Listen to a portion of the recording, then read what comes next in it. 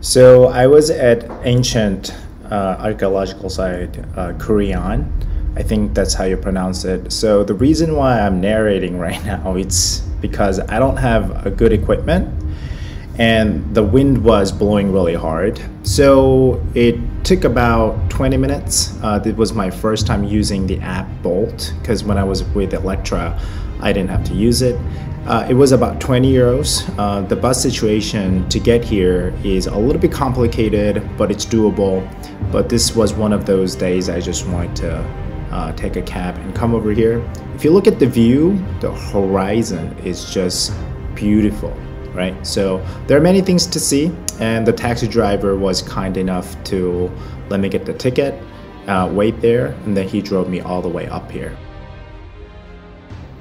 So I usually don't like to take cabs at all, but taking the bus instead would have required me to spend about 1.5 hours on the bus. But this archaeological site on the beach were kind of offering a lot to explore, so this was one of the exceptions I made. So this is the amphitheater. It looks like they might have some shows going on.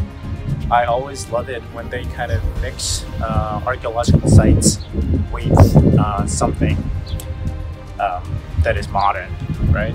I mean, the view from here just is amazing because of the beach. I'm probably gonna go down there. It looks really far, but it's actually not as far as it looks. And then just relax over there and probably get food over here. So today's my day because I packed everything. Water, a beach towel. Yeah, I'm just gonna relax over here and we'll explore Limassol a little bit more tomorrow.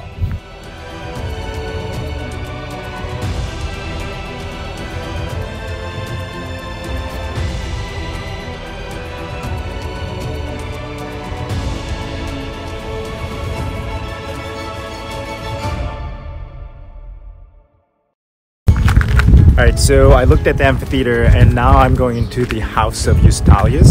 So the House of Eustylius was built toward the end of the 4th century. It's actually not the house owned by Eustylius, because Eustylius was its benefactor. The house was actually designed for a community bath, so it was basically for the Roman citizens to come here and take a bath and enjoy their days. So Eustylius, the name actually comes from its benefactor, right? So what's really amazing about this place is that you can actually see some of the mosaics that are still preserved. I don't know if you can see over here. I'm actually not sure if we can find it, but oh, it's actually over there. So let's go over there and take a look at the mosaics here. So it's amazing because, you know, this was actually built toward the end of the 4th century. But look at I mean, this is just amazing. I think some restoration actually happened over here, but especially the top portion of it, right? So the House of Eustylius is actually known for the preservation of the mosaics. It's just amazing. And it's so close to me right now. So there's that. Yeah, I mean, it's just a humbling experience to see these mosaics preserved to the maximum. Hello. So the trick here is that there is a center in the amphitheater. So if you sing over here, it actually amplifies, right? I don't know if you can hear my voice, but it amplifies a little bit. So I think this is the center because I can hear my voice right now, right?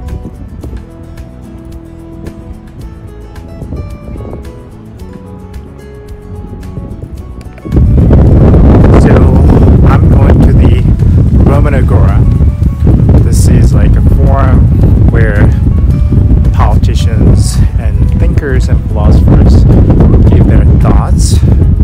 I don't even know where to go because it's kind of large, but there is a map, so let's look at that. Alright, so covering an area larger than 14,000 square meters, being a large part of the so-called metropolis of Kourion. This Kourion, this particular archaeological site has been excavated by the Department of Antiquities. Okay, well, I'm just gonna have to look around. So this thing was standing right in front of me.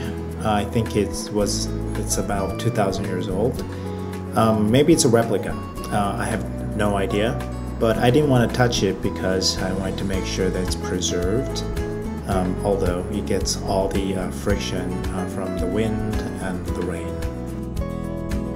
I just love the fact that they let all the tourists walk on the archaeological site. You know, because in other places they have fences and all that. But in Cyprus, I felt like I was really part of the experience at the archaeological site. So this was definitely one of the pluses. Wow. Look at that. I'm gonna show you that pillar. Really nice. Believe it or not, this place was used to kick your enemies while saying Sparta.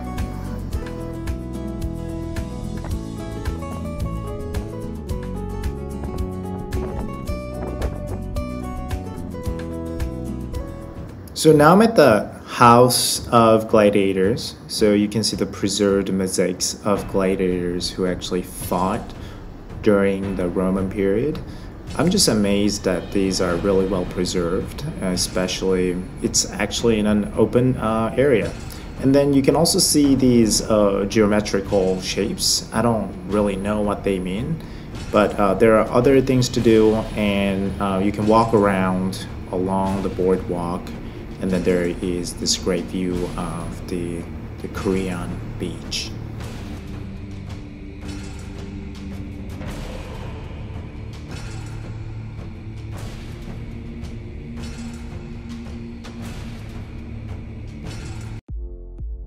Welcome to the earthquake house. So this is called the earthquake house because it was completely demolished by an earthquake. So the first house was actually built in the 1st or the 2nd century, and then it was renovated in the 4th century, and it was completely gone after the 4th century. You can still see some vestiges of the house, especially the columns, and you can see the tree that's actually growing out of the house. Yeah, so let me just walk in there and then look around. Oh, we see a lizard. It's like a little Jurassic Park right over here.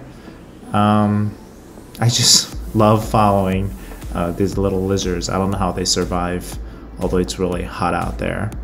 All right, so you can also take the stairs and steps, really get in there, see the structure of the building, right? And there are lots of olive trees there too. I think I saw another lizard here, but I think I'm gonna just leave it at that for now.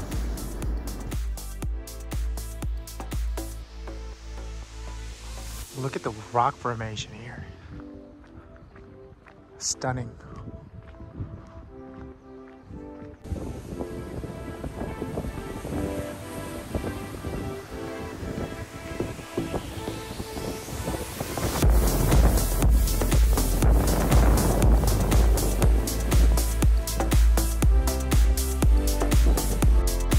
So I thought I could just get down to the beach directly from the archaeological site, but as you can see, there is a huge cliff.